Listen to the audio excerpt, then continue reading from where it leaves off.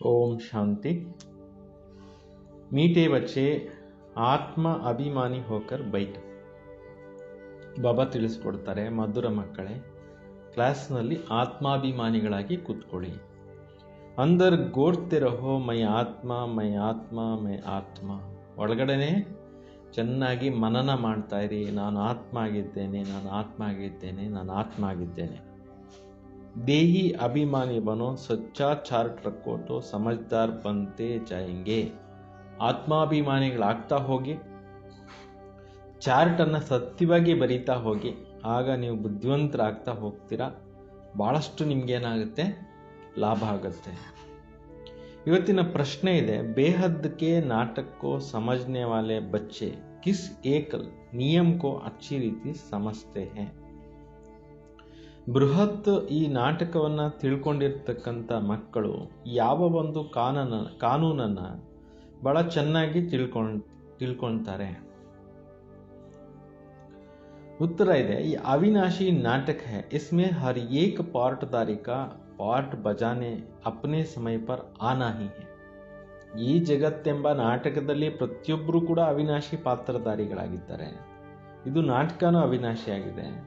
ಪ್ರತಿಯೊಂದು ಆತ್ಮನೂ ಕೂಡ ತನ್ನ ಸಮಯಕ್ಕೆ ಸರಿಯಾಗಿ ಅವ್ರವ್ರ ಪಾತ್ರ ಅಭಿನಯಿಸಲಿಕ್ಕೆ ಅವ್ರವ್ರು ಬರಬೇಕಾಗುತ್ತೆ. कोई कहे हम सदा ಶಾಂತಿಧಾಮ में ही बैठ जाए. ನಾವು ಈ ಜಗತ್ತಿನಲ್ಲಿ ಹುಟ್ಟೋದೇ ಬೇಡ, ಇಲ್ಲಿ ದುಃಖ ಸುಖ ಅನುಭವಿಸೋದು ಬೇಡ, ಶಾಂತಿಧಾಮದಲ್ಲಿ ಸದಾಕಾಲಕ್ಕೆ ಇದ್ದೋಗ್ಬೇಡ ಅಂತಂದರೆ ಇದು ಸಾಧ್ಯ ಇಲ್ಲ. ಉಸೆ ತೋ ಪಾರ್ಟ್ದಾರಿ ಹಿ ನಹಿ ಕಹೆಂಗೆ. ಪಾತ್ರನೇ ಇಲ್ಲ ಅಂದರೆ ಪಾತ್ರಧಾರಿ ಅಂತ ಹೆಂಗೆ ಹೇಳೋಕ್ಕಾಗತ್ತೆ? ಪರಂಧಾಮದಲ್ಲಿ ಕೂತ್ಕೊಂಡಿದ್ರೆ ಪಾತ್ರ ಎಲ್ಲಿಂದ ಆಯಿತು? ಯಹ ಬೇಹದ್ ಕಿ ಬಾತೆ ಬೇಹದ್ ಕಿ ಬಾಬಾ ಹಿ ತುಮೆ ಸುನಾತೆ. ಈ ಬೇಹದ್ದಿನ ವಿಚಾರಗಳನ್ನು ಬೇಹದ್ದಿನ ಬಾಬಾ ಅವರು ನಮಗೆ ತಿಳಿಸ್ಕೊಡ್ತಾರೆ. ಅಂದರೆ ಪ್ರತಿಯೊಂದು ಆತ್ಮದಲ್ಲಿ ಕೂಡ ಅವ್ರವ್ರ ಪಾತ್ರ ಈ ನಾಟಕದಲ್ಲಿ ಇರುತ್ತೆ. ಅದನ್ನು ಅವರವರು ಅಭಿನಯಿಸಲಿಕ್ಕೆ ಜಗತ್ತಿನಲ್ಲಿ ಬರಲೇಬೇಕು. ಯಾವಾಗ ಪಾತ್ರ ಮಾಡಿ ಮಾಡಿ ಸುಸ್ತಾಗಿಬಿಡ್ತಾರೆ, ಆಗ ಶಿವಬಾಬಾ ಬಂದು ಎಲ್ಲರಿಗೂ ಪರಂಧಾಮಕ್ಕೆ ಕರ್ಕೊಂಡು ಹೋಗ್ಬೇಕು. ಇದು ಡ್ರಾಮಾ ನಡೀತಾ ಇರುತ್ತೆ. ಇದ್ರ ಬಗ್ಗೆ ಹಿಂಗ್ಯಾಕಾಯ್ತು ಹಂಗ್ಯಾಕಾಯ್ತು ಅಂತ ಕ್ವಶನ್ ಮಾಡೋದು ಅವಶ್ಯಕತೆ ಇಲ್ಲ. ओम शांति. अपने को आत्मा समझकर बैठो, देह अभिमान छोड़कर बैठो.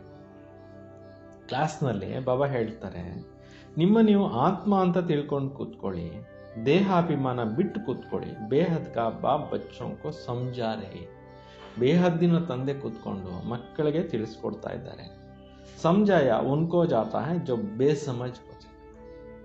ಯಾರಿಗೆ ತಿಳಿಸ್ಬೇಕಾಗತ್ತೆ? ಯಾರಿಗೆ ಬುದ್ಧಿನೇ ಇಲ್ಲ ಅವ್ರಿಗೆ ತಿಳಿಸ್ಬೇಕಾಗತ್ತೆ. ಆತ್ಮ ಸಮಜ್ತೆ ಹೈ, ಬಾಪ್ ಸಚ್ ಕೇತೆ. ಆತ್ಮಕ್ಕೆ ಗೊತ್ತಿದೆ, ಶಿವಬಾಬಾ ಸತ್ಯ ಹೇಳ್ತಾ ಇದ್ದಾರೆ. हम आत्मा बेसमझ बन गई है, मैं ಆತ್ಮ ಅವಿನಾಶಿ. ನಾವು ಆತ್ಮ ಏನು ತಿಳುವಳಿಕೆ ಇಲ್ಲದೆ ಇರೋರು ಆಗ್ಬಿಟ್ಟಿದ್ದೇವೆ. ನಾನು ಆತ್ಮ ಅವಿನಾಶಿ ಆಗಿದ್ದೇನೆ. ಶರೀರ ವಿನಾಶಿ ಹೇ. ಶರೀರ ಏನಾಗುತ್ತೆ, ಒಂದು ದಿವಸ ವಿನಾಶ ಆಗುತ್ತೆ. मैं ಆತ್ಮ ಅಭಿಮಾನ್ ನೀ ದೇಹಾಭಿಮಾನ್ छोड़कर ಆತ್ಮ ಅಭಿಮಾನಿ ಬನ್ನಾ ಹೇ. ನಾನು ಆತ್ಮ ಅಭಿಮಾನವನ್ನು ಪಡಿಬೇಕು, ದೇಹಾಭಿಮಾನವನ್ನು ಬಿಡಬೇಕು. ಈಗ ದೇಹಾಭಿಮಾನದಲ್ಲಿ ಸಿಕ್ಕಾಕೊಂಡು ಬಿಟ್ಟಿರೋದ್ರಿಂದ ಈಗ ಬಾಬಾ ಅವರು ಬಂದು ಆತ್ಮಾಭಿಮಾನಿಗಳನ್ನು ಮಾಡ್ತಾ ಇದ್ದಾರೆ. ತೋ ಬೇಸಮಜ್ಟ್ಯಾರನ ದೇಹಾಭಿಮಾನದಲ್ಲಿರೋರಿಗೆ ಬುದ್ಧಿಹೀನರು ಅಂತ ಹೇಳಲಾಗುತ್ತಲ್ಲ. ಬಾಬಾ ಕೇತೆ ಹೇ ಸಬ್ ಬಚ್ಚೆ ಬೇಸಮಜ್ ಹೋ ಪಡೆ. ಈ ಕಲಿಯುಗದ ನಾಟಕದಲ್ಲಿ ಪ್ರತಿಯೊಂದು ಮಗು ಆತ್ಮ ತಿಳುವಳಿಕೆ ಇಲ್ದಿರ ಆಗ್ಬಿಟ್ಟಿದೆ.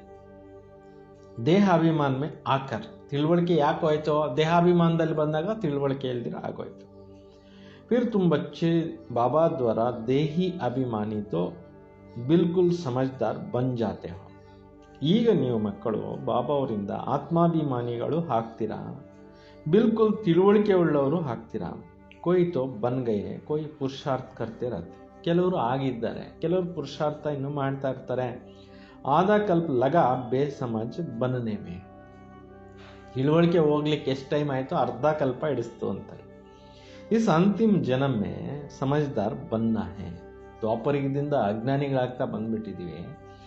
ಈ ಒಂದು ಜನ್ಮದಲ್ಲಿ ಬುದ್ಧಿವಂತರಾಗಬೇಕು. 100% ಬೇಸಮಜ್ ಬನ್ ಜಾತೆ ಹೇ. ಅರ್ಧ ಕಲ್ಪದಲ್ಲಿ ತಿಳುವಳಿಕೆ ಇಲ್ದ ಏನಾಯಿತು? 100% ಬುದ್ಧಿಹೀನರಾಗ್ಬಿಟ್ರು. ದೇಹಾಭಿಮಾನ ಆಕರ್ ದೇಹಾಭಿಮಾನದಲ್ಲಿ ಬಂದು ಡ್ರಾಮಾ ಅನುಸಾರ ತುಮ್ ಗಿರ್ತೆ ಆಯೇ ಹೋ. ದೇಹಾಭಿಮಾನದಿಂದ ಬಂದಿದ್ರಿಂದ ದೇಹನೇ ನಾನು ತಿಳ್ಕೊಂಡಿದ್ರಿಂದ ಕೆಳಗಡೆಗೆ ಇಳಿದು ಬಿಡ್ತೀವಿ ಆತ್ಮಗಳು.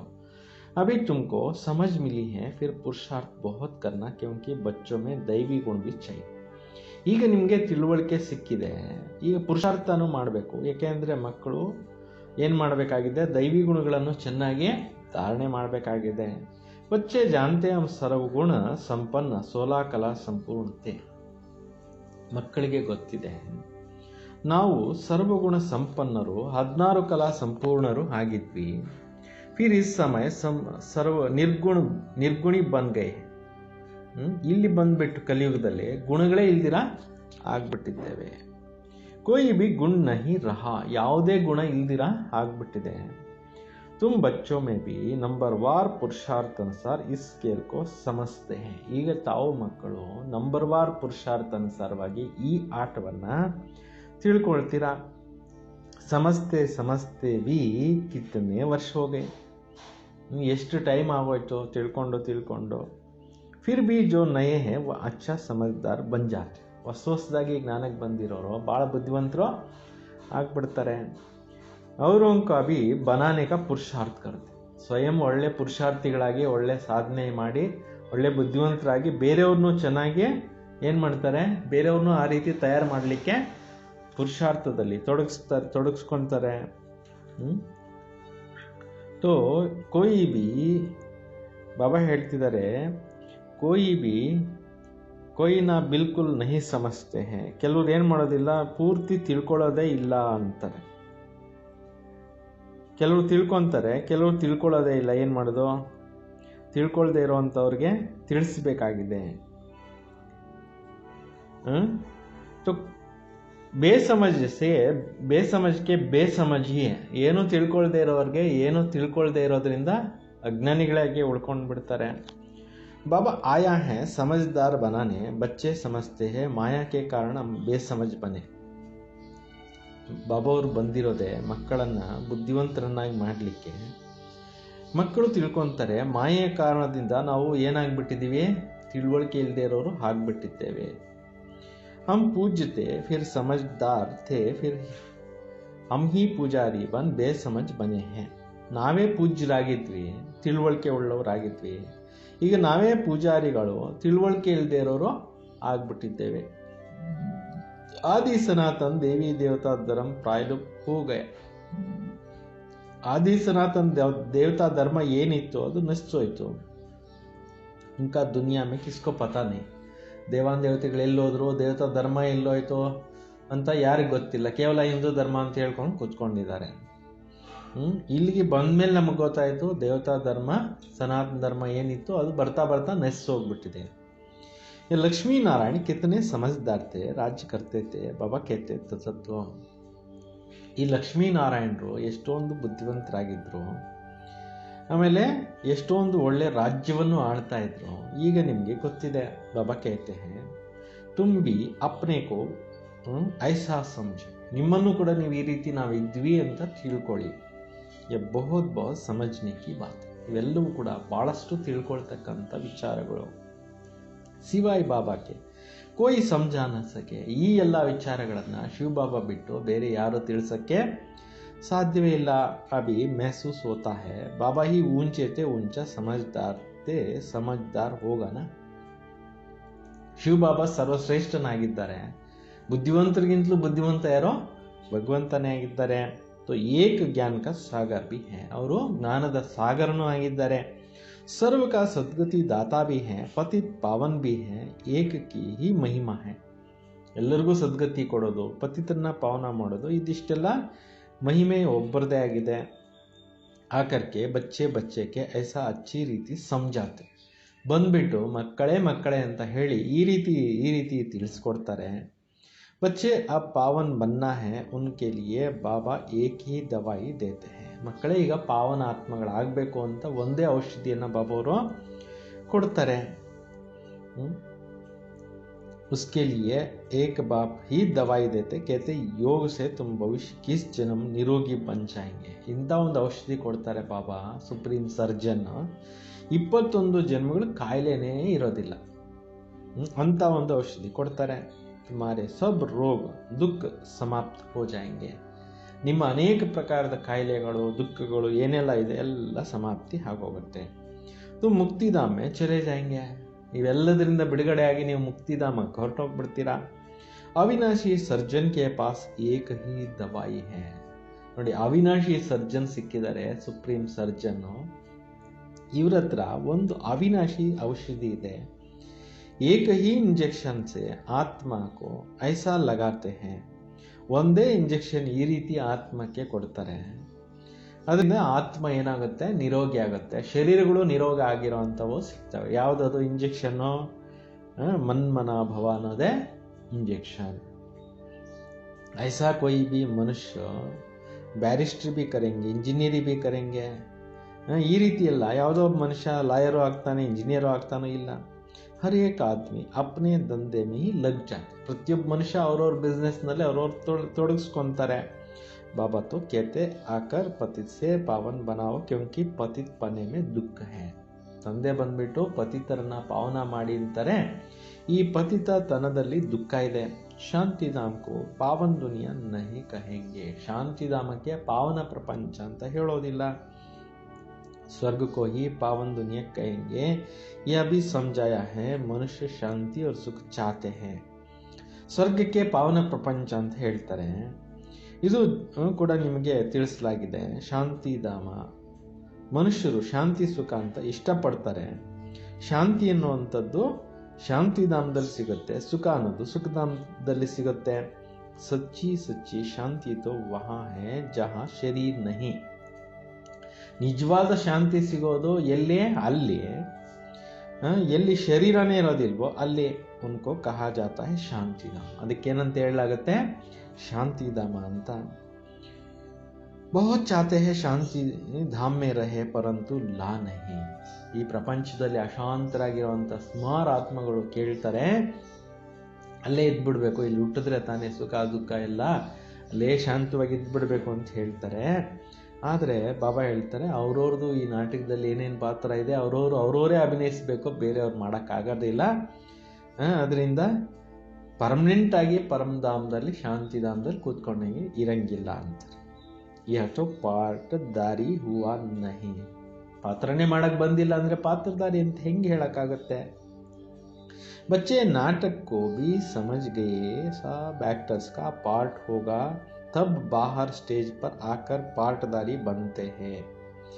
ಈ ನಾಟಕದಲ್ಲಿ ಪ್ರತಿಯೊಂದು ಆತ್ಮ ಅವ್ರವ್ರ ಪಾತ್ರ ಮಾಡಲಿಕ್ಕೆ ಬರುತ್ತೆ. ಆವಾಗಲೇ ಅವರು ಬಂದು ಸ್ಟೇಜ್ ಮೇಲೆ ಪಾತ್ರ ಮಾಡಲಿಕ್ಕಾಗುತ್ತೆ. ಇದು ಬೇಹದ್ದಿನ ಮಾತುಗಳನ್ನು ಬೇಹದ್ದಿನ ತಂದೆ ತಿಳಿಸ್ಕೊಡ್ತಾ ಇದ್ದಾರೆ. ಅಂದರೆ ಬೇಹದ್ದಿನ ತಂದೆಯರು ಶಿವಪಾಪ. ज्ञान का सागर भी है उनको कहा जाता है. ज्ञान सागर ಅಂತ ಅವ್ರಿಗೆ ಹೇಳಲಾಗುತ್ತೆ. सर्व का सद्गति दाता पतित पावन सर्व को पावन बनाने वाला तत्व नहीं हो सकता है. ಎಲ್ಲರಿಗೂ ಸದ್ಗತಿ ಕೊಡುವಂಥವ್ರು ಶಿವಪಾಪ ಆಗಿದ್ದಾರೆ. ಎಲ್ಲರಿಗೂ ಪಾವನರನ್ನಾಗಿ ಮಾಡೋವಂಥದ್ದು ತತ್ವಗಳಲ್ಲ ಅಂತಾರೆ.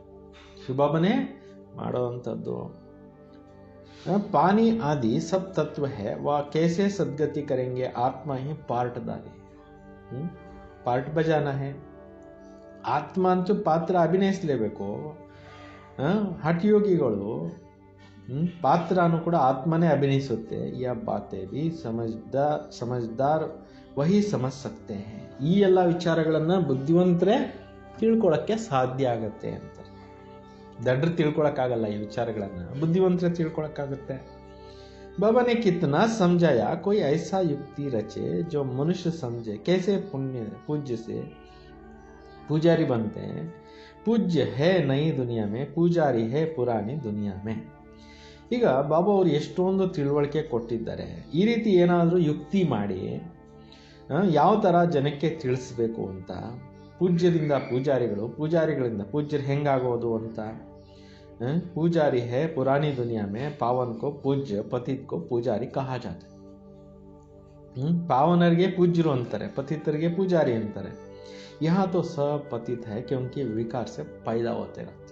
ಇಲ್ಲಿ ಎಲ್ಲರೂ ಪತಿತರಾಗ್ಬಿಟ್ಟಿದ್ದಾರೆ, ವಿಕಾರಗಳಿಂದ ಹುಟ್ಟುತ್ತಾ ಇರ್ತಾರೆ. वहाँ है श्रेष्ठ गाते भी है संपूर्ण श्रेष्ठाचारी. अभी तुम बच्चों को ऐसा बनना है. मेहनत मुख्य बात है ही याद की.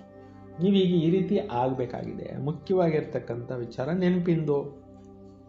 सभी कहते याद में रहना बड़ा मुश्किल है, हम जितना चाहते याद में रह नहीं सकते हैं. ಕೆಲವರು ಹೇಳ್ತಾರೆ, ನಮಗೆ ಬಾಬಾ ನೆನಪಿನಲ್ಲಿ ಕೂತ್ಕೊಂತೀವಿ, ನೆನಪಿನಲ್ಲಿರೋಕ್ಕಾಗಲ್ಲ, ಏನೇನೋ ವಿಚಾರಗಳು ಬಂದ್ಬಿಡ್ತವೆ, ಕಷ್ಟ ಇದೆ ಯೋಗ ಮಾಡೋದು ಅಂತ ಹೇಳ್ತಾರೆ. कोई सच्चाई से चार्ट लिखे तो बहुत फायदा हो सकता है. ಸತ್ಯವಾಗಿ ಚಾರ್ಟ್ ಬರೆದ್ರೆ ಅವ್ರದ್ದು ಚೆನ್ನಾಗಿ ಪ್ರೋಗ್ರೆಸ್ ಆಗುತ್ತೆ ಅಂತ. ಬಾಬಾ ಬಚ್ಚೋಂ ಕೋ ಜ್ಞಾನ್ ದೇತೆ ಹೇ ಮನ್ ಮನಾ ಭೌ. ಶಿವಬಾಬಾ ಅವರು ಮಕ್ಕಳಿಗೆ ತಿಳುವಳಿಕೆ ಕೊಡ್ತಾ ಇದ್ದಾರೆ, ನೀವು ನನ್ನೊಬ್ಬ ನೆನಪು ಮಾಡ್ರಿ, ಇದರಲ್ಲಿ ಕಲ್ಯಾಣ ಇದೆ. अब अर्थ सहित कहते हो तुम्हें बाबा हर बात ಯಥಾರ್ಥ ರೀತಿ ಸಮಜಾತೆ ಹೇ. ಈಗ ಮಕ್ಕಳಿಗೆ ತಂದೆ ಯಥಾರ್ಥ ರೀತಿಯಾಗಿ ಅರ್ಥಗಳನ್ನು ತಿಳಿಸ್ತಾ ಇದ್ದಾರೆ. बाबा से बच्चे कई प्रकार के प्रश्न पूछते हैं, बाप करके दिल लेने के लिए कुछ कह देते. ಬಾಬಾ ಅವರು ಮಕ್ಕಳಿಗೆ ಅನೇಕ ಪ್ರಕಾರದ ಪ್ರಶ್ನೆಗಳನ್ನು ಕೇಳ್ತಾರೆ. ತಂದೆ ಹೇಳಿ ಒಂದು ಮನಸ್ಸು ಗೆಲ್ಲೋ ಹಂಗೆ ಹೇಳ್ತಾ ಇರ್ತಾರೆ. ಪರಂತು ಬಾಬಾ ಕೇತೆ ಹೇ ಮೇರ ಕಾಮಿಯೇ ಪತಿತ್ ಸೆ ಪಾವನ್ ಬನಾನೆ. ನನ್ನ ಡ್ಯೂಟಿ ಬಂದಿರೋದು ನಾನು ಏನಕ್ಕೆ ಅದನ್ನು ಬಾಬಾ ಸ್ಪಷ್ಟ ಮಾಡ್ತಾರೆ. ನಾನು ಎಲ್ಲರನ್ನು ಪಾವನರನ್ನಾಗಿ ಮಾಡಕ್ಕೆ ಬಂದಿದ್ದೀನಿ. ಮುझे तो बुलाते ही हैं इसलिए तुम जानते हो ಆತ್ಮ ಶರೀರ ಸಹಿತ ಪಾವಂತ. ನೀವು ನನ್ನನ್ನು ಕರೆದಿರೋದೇನೆ ಏನಕ್ಕೋಸ್ಕರ? ನಾವು ಆತ್ಮ ಶರೀರ ಸಹಿತವಾಗಿ ಪಾವನರಾಗಿದ್ವಿ ಸತ್ಯುಗದಲ್ಲಿ. ಅಭಿ ವಹ ಆತ್ಮ ಶರೀರ ಸಹಿತ ಪತಿತ್ ಬನ್ನಿ. ಅದೇ ಆತ್ಮಗಳೇನಾಗ್ಬಿಟ್ಟಿದ್ವಿ, ಶರೀರ ಸಹಿತವಾಗಿ ಪತಿತ ಆಗ್ಬಿಟ್ಟಿದ್ವಿ. 84 ಜನ್ಮ ಕಾ ಹಿಸಾಬ್ ಐನ, 84 ಜನ್ಮಗಳ ಲೆಕ್ಕಾಚಾರನ ಬಾಬಾ ಹೇಳ್ತಾರೆ. ತುಮ್ ಜಾನ್ತೆ ಹೋ ಅಭಿ ಯ ದುನಿಯಾ ಕಾಂಡೋಂ ಕಾ ಜಂಗಲ್ ಬನ್ ಗಯಿ. ಈ ಪ್ರಪಂಚ ಏನಾಗ್ಬಿಟ್ಟಿದೆ, ಮುಳ್ಳುಗಳ ಕಾಡಾಗೋಗ್ಬಿಟ್ಟಿದೆ. यह लक्ष्मी नारायण है फूल है ना, उनों का आगे कांटा जाकर कहते आप सर्वगुण संपन्न हो. ಲಕ್ಷ್ಮೀ ನಾರಾಯಣರು ಫಸ್ಟ್ ಕ್ಲಾಸ್ ಆಗಿರ್ತಕ್ಕಂಥ ನಂಬರ್ 1 ಹೂವುಗಳು. ಅವ್ರ ಎದುರುಗಡೆ ಮುಳ್ಳು ಸಮಾನ ಆಗಿರೋ ಜನ ಹೋಗ್ಬಿಟ್ಟು ಹೇಳ್ತಾರೆ, ನೀವು ಸರ್ವಗುಣ ಸಂಪನ್ನರು, ನಾವು ಇಲ್ಲ, ನಾವು ಪಾಪಿಗಳು ಕಪಟಿಗಳು ಅಂತ ಹೇಳ್ಕೊಳ್ತಾರೆ. समझ बड़ी कांटा है, सबसे बड़ा कांटा है काम विकार का. ದೊಡ್ಡ ಮುಳ್ಳು ಯಾವುದಪ್ಪ ಅಂದ್ರೆ ಇಲ್ಲಿ ಕಾಮ ವಿಕಾರ. बाबा कहते इस पर जीत पहन जगत जीत बनो. मनुष्य कहते हैं भगवान को ना कोई रूप में आना है, भगीरथ पर विराजमान हो आना है. ಈಗ ಮನುಷ್ಯರು ಹೇಳ್ತಾರೆ ಭಗವಂತ ಯಾವುದಾದ್ರೂ ಒಂದು ರೂಪದಲ್ಲಿ ಬರ್ತಾನೆ ಅಂತ, ಭಗೀರಥ ರೂಪದಲ್ಲಿ ಬರಬೇಕು ವಿರಾಜಮಾನವಾಗಿ ಅಂತ ತಿಳ್ಕೊಂತಾರೆ. ಭಗವಾನ್ ಕೋ ಆನಾ ಹಿ ಹೇ ಪುರಾನಿ ದುನಿಯಾ ಕೋ ನಯಾ ಬನಾನೆ.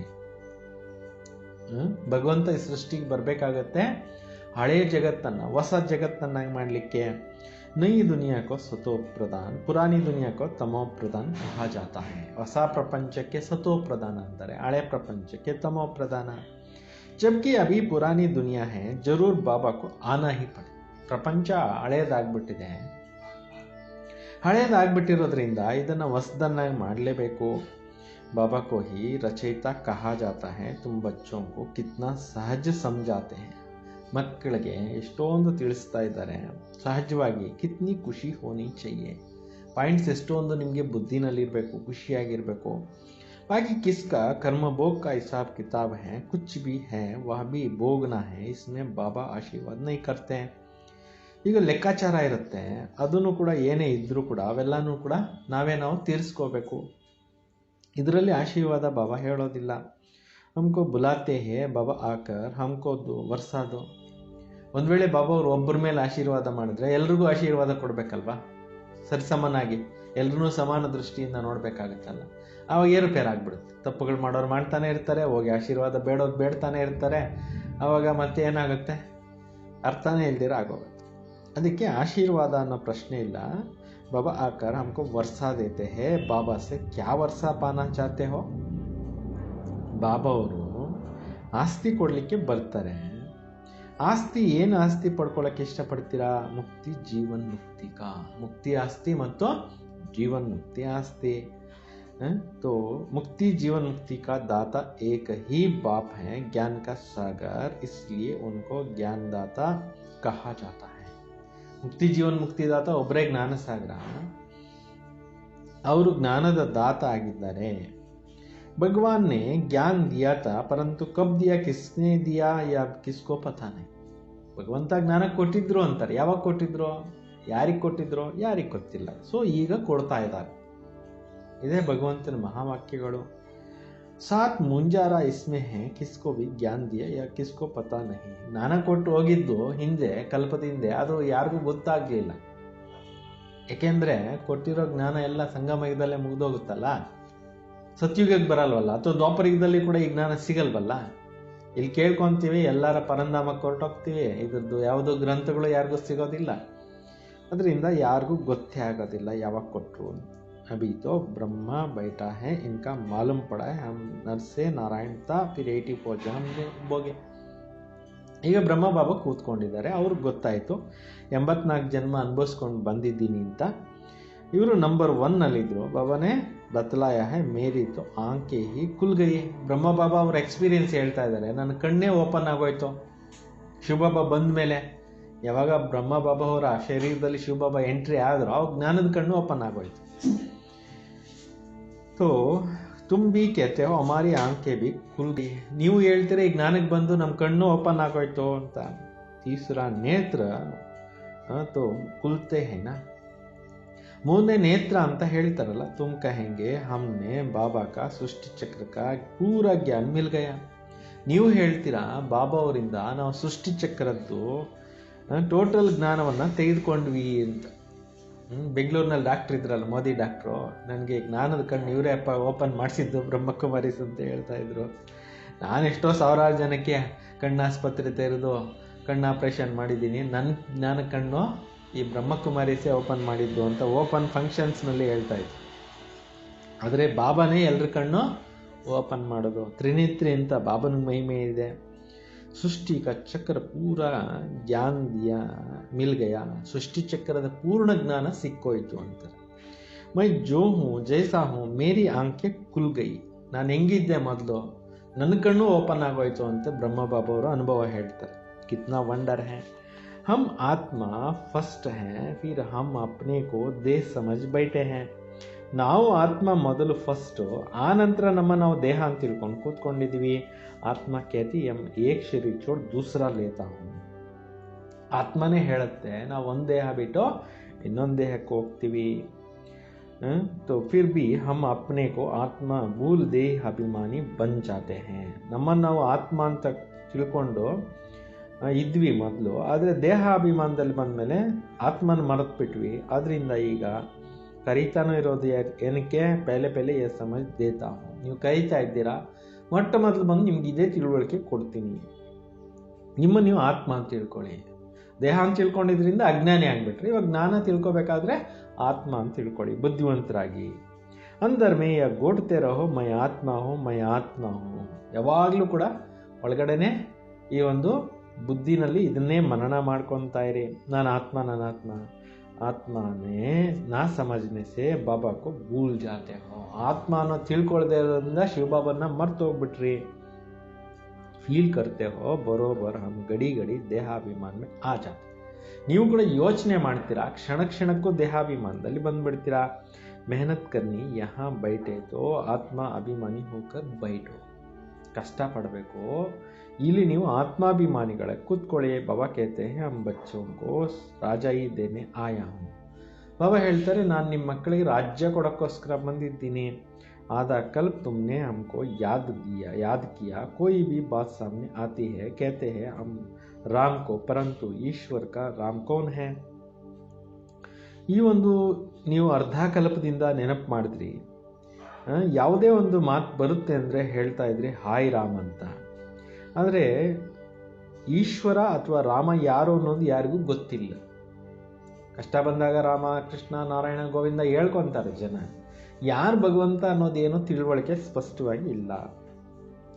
उनको सिद्ध करना है ज्ञान का सागर पतित पावन सर्व का सद्गति दाता त्रिमूर्ति परमपिता परमात्ಮ ಶಿವ है.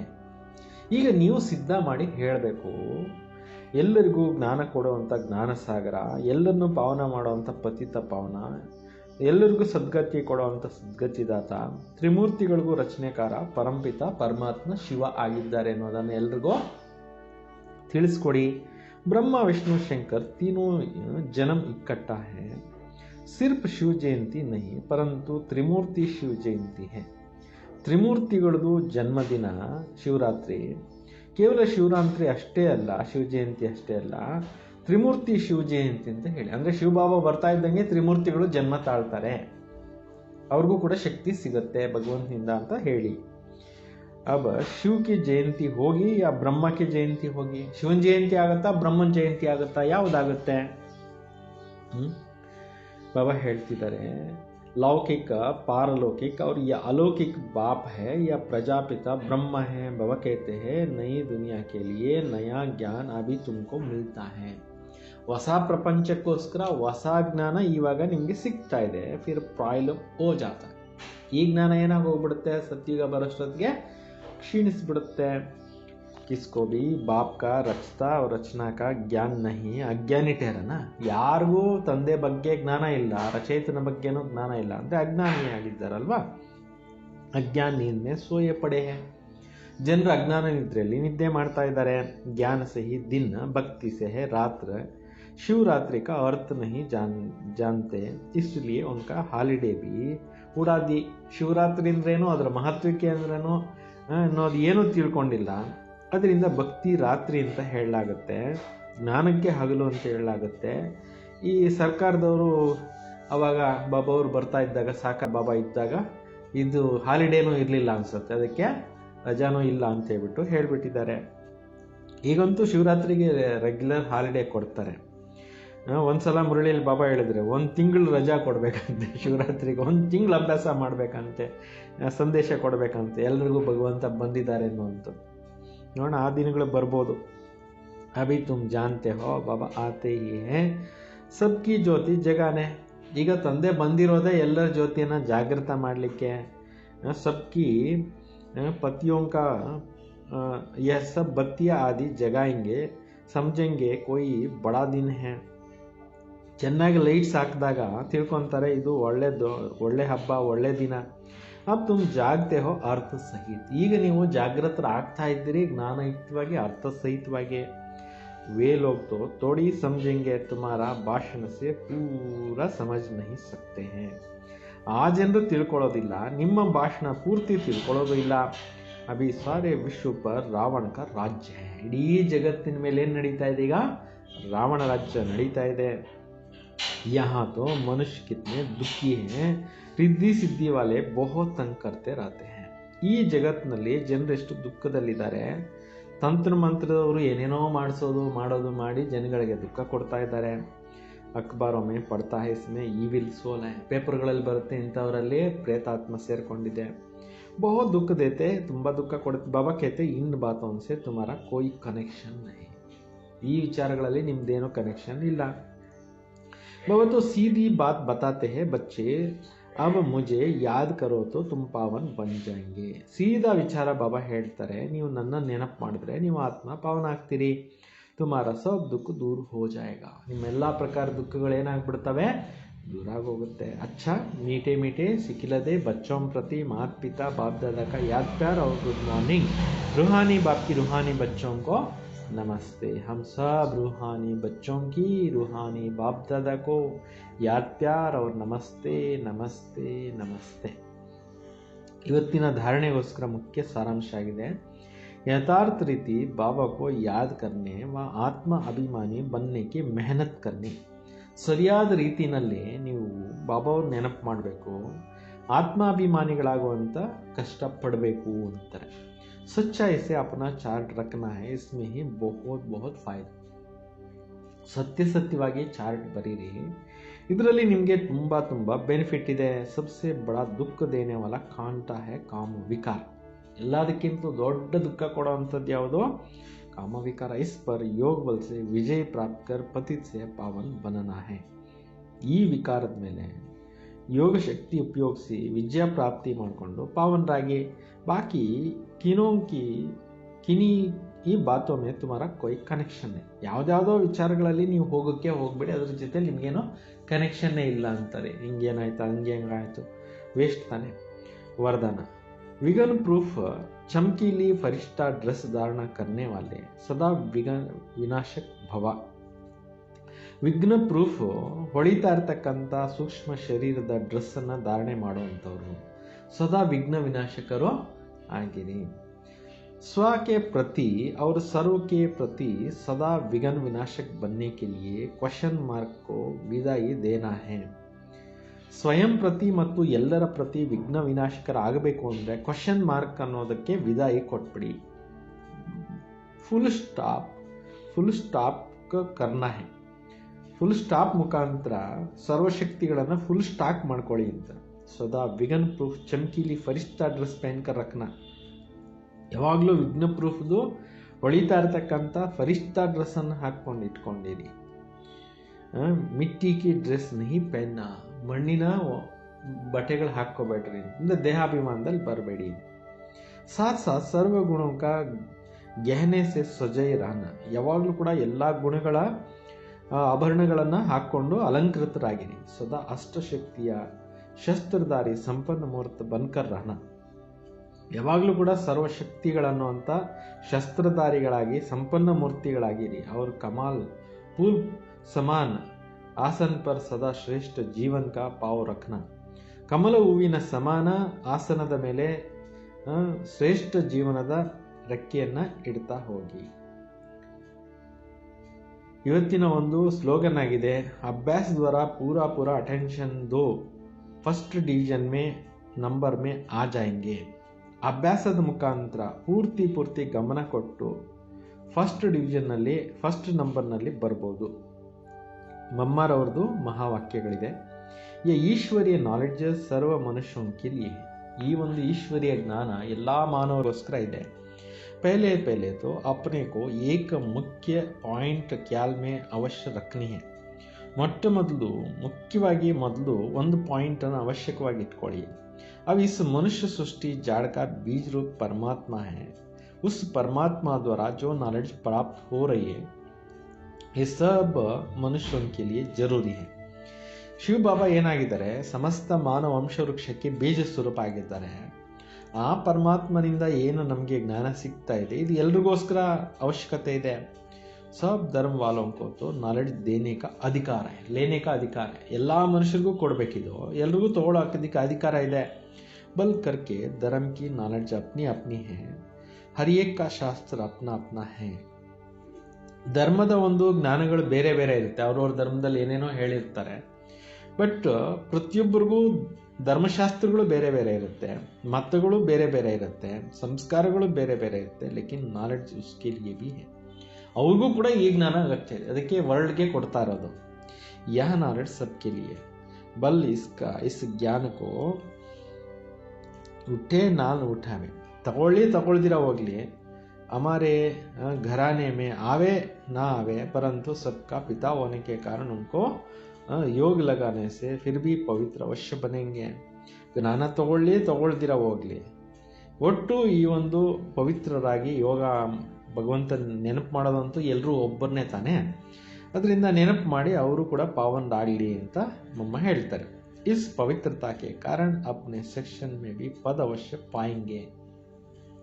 ಈ ಒಂದು ಜ್ಞಾನ ಯೋಗ ತಿಳ್ಕೊಂಡು ಅವ್ರು ಪವಿತ್ರ ಆತ್ಮ ಇದೆ, ಆದರೆ ಅವರು ಕೂಡ ಸೆಕ್ಷನ್ನಲ್ಲಿ ಮೊದಲಿನಲ್ಲಿ ಬರ್ತಾರಂತೆ, ಪರಂಧಾಮದಲ್ಲಿ ಬಾಬಾ ಅವ್ರಿಗೆ ಹತ್ರ ಬರ್ತಾರಂತೆ. बहुत मनुष्य ऐसा कहते हैं हम भी मुक्ति चाहिए, मगर सजाओं से छूट मुक्ति होने का शक्ति तो इस ज्ञान योग द्वारा ही मिल सकता है. ಮುಕ್ತಿ ಜೀವನ್ ಮುಕ್ತಿ ಪಡ್ಕೋಬೇಕು ಅಂತ ಎಲ್ಲರೂ ಇಷ್ಟಪಡ್ತಾರೆ, ಆದರೆ ಮುಕ್ತಿ ಸಿಗೋದು ಕೂಡ ಈ ಯೋಗದಿಂದನೇ ಸಿಗುತ್ತೆ ಅಂತಾರೆ. ಬಾಬಾ ಅವ್ರು ಕಲಿಸೋ ಯೋಗ ಮುಕ್ತಿನೂ ಕೊಡುತ್ತೆ, ಜೀವನ್ ಮುಕ್ತಿನೂ ಕೊಡುತ್ತೆ. ಇನ್ನ ಒಂದು ಸ್ವಲ್ಪ ಇದೆ, ಓದ್ತೀನಿ. ಯಾ ಜೋ ಅಜಪಾ ಜಪ ಅರ್ಥಾತ್ ನಿರಂತರ ಈಶ್ವರಿ ಯಾದ್. ಅಜಪಾ ಜಪ ಅಂದರೆ ಅರ್ಥ ಆಗಿದೆ ನಿರಂತರ ಈಶ್ವರಿಯ ನೆನಪು. ಯಹ ಜೋ ಕಹಾವತ ಹೈ ಶ್ವಾಸೋಶ್ವಾಸ ಅಜಪಾ ಜಪ್ ಜಾಪ್ತೆ ರಹೋ ಉನ್ಕಾ ಯಥಾರ್ಥ ಕ್ಯಾ ಹೈ. ಉಸಿರುಸಿರಲ್ಲಿನೂ ಕೂಡ ಅಜಪಾ ಜಪ ನೆನಪು ಮಾಡ್ತಾ ಇರಿ ಅಂತಂದ್ರೆ ಅರ್ಥ ಏನೋ. ಜಬ್ ಹಮ್ कहते हैं अजपा जप तो इनका यथार्थ है कि जाप के बिगर श्वासोश्वास अपने बुद्धि योग अपने परमपिता परमात्मा के साथ निरंतर लगाना.